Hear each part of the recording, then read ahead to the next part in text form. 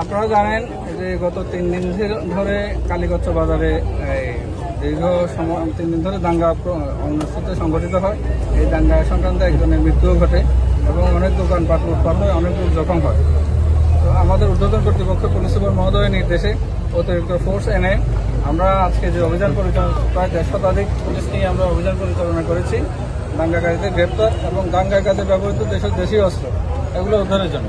আমরা কিছু অস্ত্র উদ্ধার করেছি, আরও কিছু অস্ত্র তারা লুকিয়ে রেখেছে, পর্যায়ক্রমে সবগুলো উদ্ধারের চেষ্টা করবো আমরা এবং এই অভিযান চলমান থাকবে। আজকে যে অভিযান শেষ বিষয়টা এরকম না, ধরন্তী, কালীগঞ্জ এবং সূর্যকান্দি এবং আশপাশের গ্রাম যেখানে এই ধরনের দেশীয় অস্ত্র থাকবে আমরা পুরো সরাইল সহ মানে পুরো থানা লাগাতে আমরা পর্যায়ক্রমে অভিযান চলমান রাখবো।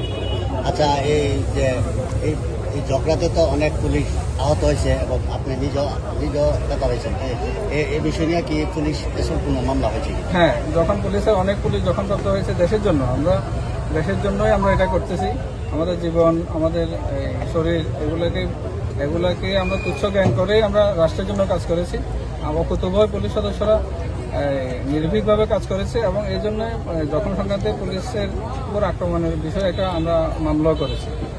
আপনাদের এই অভিযান কতদিন চলবে? অভিযান একদম নির্মূল না হওয়া পর্যন্ত আমরা অভিযান চলমান রাখবো।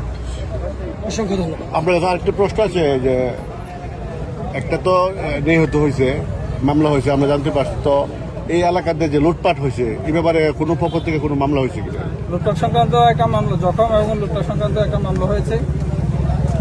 আমাদের কাছে আমরা ভিডিও ফুটেজ বিভিন্ন মাধ্যম থেকে, যেসব গণমাধ্যম এবং সামাজিক যোগাযোগ মাধ্যম থেকে আমরা বিভিন্ন তথ্য সংগ্রহ করি, সবগুলোকে আমরা একটা ফোল্ডারে নিয়ে এক এক করে সবাইকে শনাক্ত করব এবং সবাই এই অ্যারেস্ট হবে, যারা লুটপাটে অংশগ্রহণ করেছে, যারা সশস্ত্র অবস্থা আক্রমণ করেছে, সবই। হত্যা মামলাটা যে হয়েছে এই ব্যাপারে কোনো আসামি আপনারা আটক করতে পারবেন? আমরা মামলা রুজু হওয়ার পূর্বে 3 জনকে গ্রেপ্তার করি।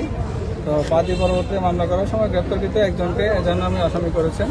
বাকি আসামিগুলোকে বর্তমানে একজনই মামলা সংক্রান্ত আটক আছে, বাকিগুলোকে আমরা গ্রেপ্তার করবো। ধন্যবাদ।